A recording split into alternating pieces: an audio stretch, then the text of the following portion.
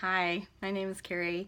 I am going to explain my method for analysis in this video, and I'm just going to pull it up really quickly here on my computer so that you can see it first before I couldn't print it, so I'm going to have to just show it to you like this.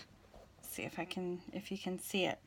So basically what this is, I don't know if you can see this. I'll send it to you. It is an analysis of a play, and if you look up here at the top, it says Musical Score Method by Carrie Lauren Cox Vaughn. Okay, so basically, I am a music major mostly, and so I started thinking about the fact that a musical score is put together in a lot of ways very much like a play. And so this method can be used in order to place an entire play into perspective. So a piece of music can, especially in a play, can completely encapsulate the emotions and the moment, sometimes many emotions and moments, kind of all at once. You can accomplish a whole lot of within a short amount of time in a song. We already know that. We talked about that in class.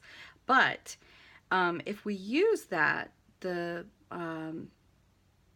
fact that it's a song, and the structure of that song, we can take those ideas that we're already super familiar with in the way that a song works and apply it to the analysis of a play, which will so I'll just read really quickly what I wrote here at the top for other people to be able to use. Music is very powerful and can often accomplish things that can't be done in any other way. Therefore, let us use these principles that work in a musical score to analyze our play. We can differentiate the individual parts and pull it all together in a world, so that the whole thing works better together. As writers, directors, and actors, we must be careful not to individualize each part of the story to the detriment of the finished piece. If we think of it as a piece of music as a whole that has many parts that work together, we are better equipped to have a complete understanding of the play as a whole.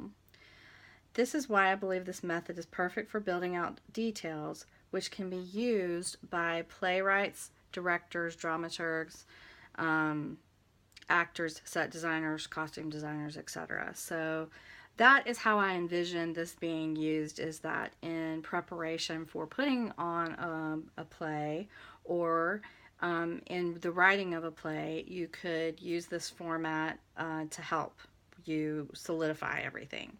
So basically what we have is we have the title, and then the genre of the music would represent the world of the play. So the feel of it, what's going on, how it's everything that's the overall picture of what the play feels like and looks like, is the genre.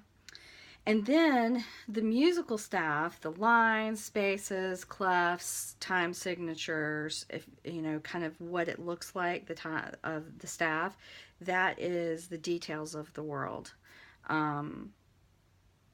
So that's where you would fill in on this form, you would fill in all of your details of what's going on in this world.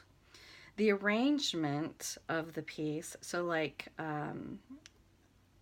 is like your production concepts, how you would see it put together. So if it's a Shakespearean play, but you're going to put it in a modern setting, that would be your arrangement. And the best example I have of that is sometimes we hear like a pop song that is also done in a country style. That would be how it's arranged. Okay, so Then I go into the parts. So what's interesting is the parts are almost the same in music as they would be in this method. So for instance, the soprano or even the mezzo soprano, because sometimes nowadays mezzos, I think of Linda Eder, some people say Eder, she's a mezzo, but she's often the lead. So the soprano or mezzo soprano would be the protagonist or the love interest. And I have that kind of switched with the tenor, who is also the protagonist or the love interest. The alto would be the supporting character. And keep in mind, these are just representations. It's how you fit it in your head so that it makes sense. And then the baritone is the villain. The bass is the driving force or the motivator, and that could be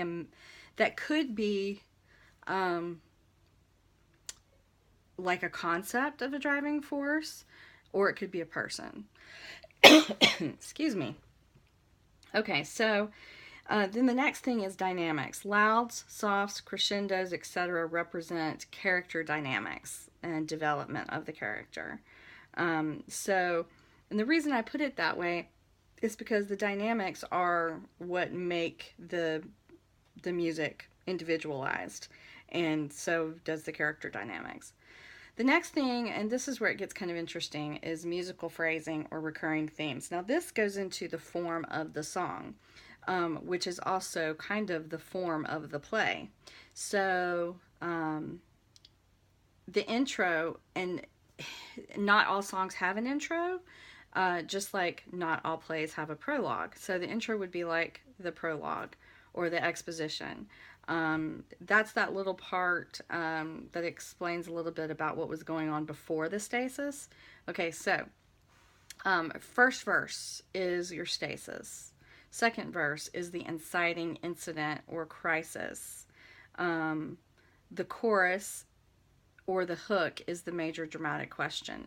It's the thing we keep going back to, right? The third verse, and sometimes there isn't one, it could be another crisis, another situation. And then, of course, a chorus again, which would be, again, your major dramatic question.